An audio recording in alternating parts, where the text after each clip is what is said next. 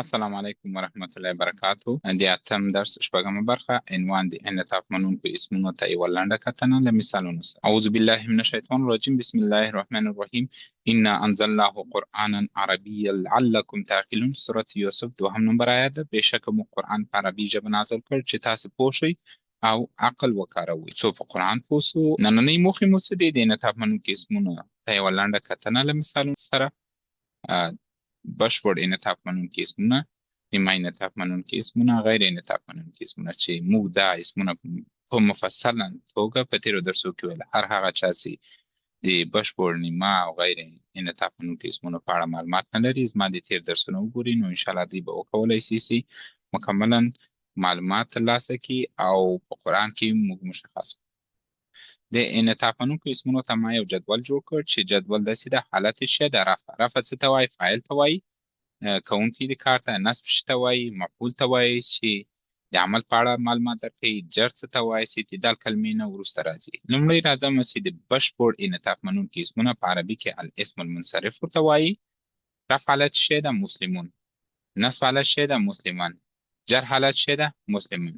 دا څو بڼې لري؟ یعنی څو حالت لري؟ بڼې څنګه دي؟ درې بڼې لري. زه څنګه پوه شم چې دا درې بڼې لري؟ دلته وګورئ، زه به اول دلته ورته ولیکم چې دا درې بڼې لري. ګورئ دلته راځو، اونې اخیستی مسلمون،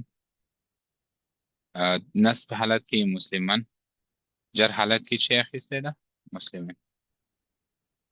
راځم نیمه انعطاف منونکي اسمونه څه ته وایي؟ نیمه انعطاف منونکي اسمونه موږ په مفصلا توګه وویل، نو نن تنها یو لنډه کتنه ورته کوو.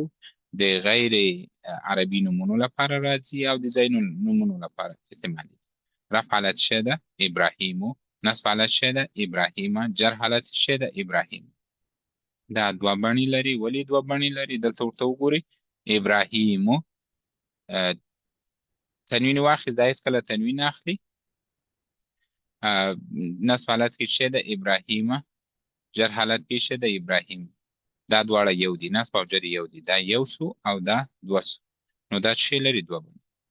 راځم غیر انعطاف منونکي اسمونه څه ته وایي؟ غیر انعطاف منونکي هغه اسمونه دي چې یوه بڼه لري، یعنی نه دمه، فتحه، کسره قبلوي. لکه رفع حالت دلته وګورم، رفع حالت شه ده موسی، نصب حالت ته راځم شه ده موسی، جر حالت وینم شه ده موسی. دلته ورته لیکم چې شه ده یوه بڼه. راځئ اوس مثالونه یې کار وکړو چې اوس موږ څنګه کولی شو چې که چیرې دا جدول موږ په یاد ولرو په قرآن کې، موږ څنګه کولی شو چې مشخص کړو چې دا بشپړ انعطاف منونکی اسم ده، نیمه انعطاف منونکی اسم ده یا غیر انعطاف منونکی اسم ده. دلته لومړی مثال ته راځم. وینې الکتابي شه ده په پای کې کسره ده. دلته راځم اول ګورم چې نیمه انعطاف منونکي اسمونه موږ وایي چې تنوین نه اخلي او کسره نه اخلي، نو دا خو نیمه انعطاف منونکی اسم نه ده. نو راځم غیر انعطاف منونکي اسمونه شه دي چې یو حالت لري، بلې دلته شه ده دا کسره لري. دا موږ مستقیما مشخصولی شو چې بشپړ انعطاف منونکي اسمونو پورې تړاو لري، لکه مسلمون، مسلمان، مسلمین.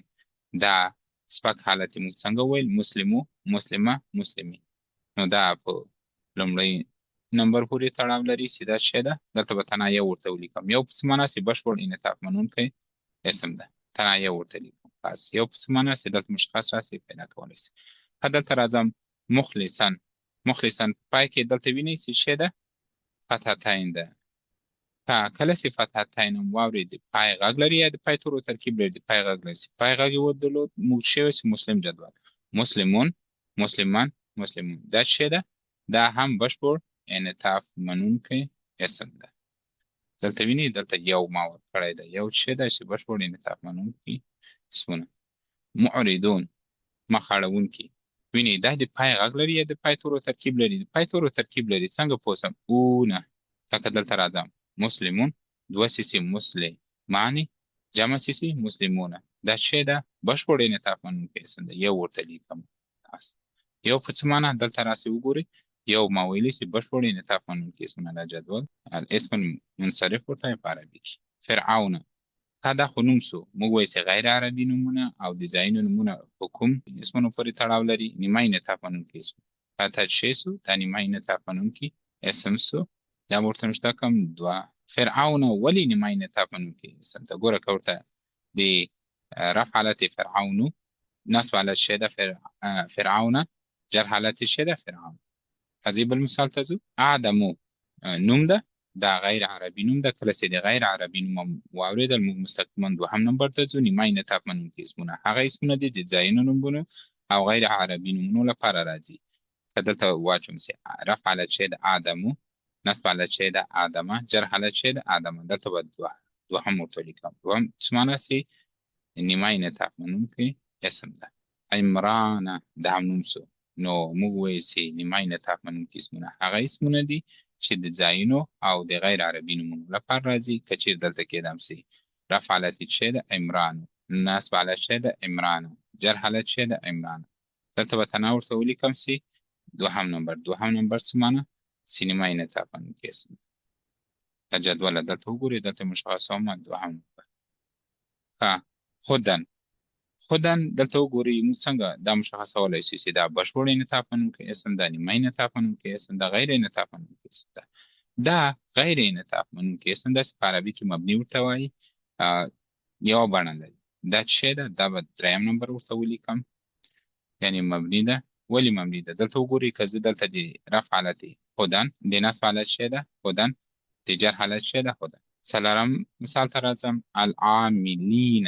اول له ځانه دا پوښتنه وکړه چې د پای تورو غږ لري یا د پای تورو ترکیب لري؟ د پای تورو ترکیب لري. زه څنګه پوه شم چې د پای تورو ترکیب لري؟ اینه مسلم جدول څخه هم چې موږ زده کړي دا په مسلم جدول پورې تړاو لري. بشپړ انعطاف منونکی اسم ده. دلته به نشته کومه یو. ولې مې یو ورته ولیکل؟ دلته وګورئ چې جدول کې زموږ لومړی شمېره شی ده بشپړ انعطاف منونکي اسمونو پورې دا تړاو. بل مثال ته راځم. مکتو نیمه انعطاف منونکي اسمونه د ځایونو نومونو لپاره استعمالیږي او د غیر عربي نومونو لپاره استعمالیږي. دا مستقیما زه مشخصولی شم چې دا نیمه انعطاف منونکي اسم ده چې ممنوع من الصرف ورته وایي. دلته به دوه ورته ولیکم جدول کې دوهم نمبر. هذا اسماء الاشاره ورته وایي. ټول اسماء الاشاره مبني دي. مبني په څه معنی؟ چې یوه بڼه لري. نو دا به نشته کومه چې غیر انعطاف منونکي اسم ده. دریم نمبر په جدول کې دلته ویني غیر انعطاف منونکي اسمونه. که زه دلته کېدم چې هذا رفع حالت شی ده هذا، نصب حالت شی ده هذا، جر حالت شی ده هذا. ایا کوم تغییر مو لید؟ نه. نو دا شی سو مبني سو. یوسفو نوم ده. نو موږ څنګه پوه شو چې دا غیر عربي نوم ده؟ لکه په تیرو درسو کې چې ما وویل چې د حدیث په بنسټ څلور پیغمبران عرب وو. حضرت محمد صلی الله علیه وسلم، حضرت صالح علیه السلام، حضرت هود علیه السلام، حضرت شعیب علیه السلام. نو ټول پیغمبران غیر عرب وو. نو دا شی ده دا نیمه انعطاف منونکي اسمونو پورې تړاو لري چې په جدول کې دوهم نمبر ده. دلته نشته کومه چې دا نیمه انعطاف منونکی اسم ده چې دوهم. د نننۍ درس لنډیز د انعطاف منونکي اسمونو ته یوه لنډه کتنه. نن انعطاف منونکي اسمونه پای ته ورسېدل. انشاءالله سبا به نوی درس وي. بشپړ انعطاف منونکي اسمونه، نیمه انعطاف منونکي اسمونه، غیر انعطاف منونکي اسمونه مو اول په خپله ژبه وپېژندل، دویم په قرآن کې وپېژندل، په اخر کې مو له جدول ورته جوړ کړو. نو له ټولو مې دا هیله ده چې دا جدول په یاد کړئ. نو تاسو به په ډېره اساني وکولی شئ چې په قرآن کې هغه اسمو سره چې تاسې مخکې کېږئ یا یې وینئ یا یې کله تلاوت کوئ، تاسو ته سوال پیدا کېږي چې دلته یې ولې تنوین اخیستی، ولې یې تنوین نه ده اخیستی، ولې په سپک حالت کې ده، ولې په دروند حالت. نو هر هغه چا چې زما تېر درسونه نه یې کتلي له هغو څخه مې دا هیله ده چې زما تېر درسونه وګوري. دا درسونه به ډېر ورته اسانه شي. یادونې زموږ درس د قرآن کریم آیتونو ګرامري تحلیل ده. وخت به له 5 تر 10 دقیقو پورې وي. منبع به قرآن کریم وي. خپلې ټولې یادونې او پوښتنې په کمنټ کې راته ولیکئ. نننی درس همدلته پای ته ورسېد. په دعاو کې مې مه هېروئ. ښه وخت درته وغواړم. خدای پامان.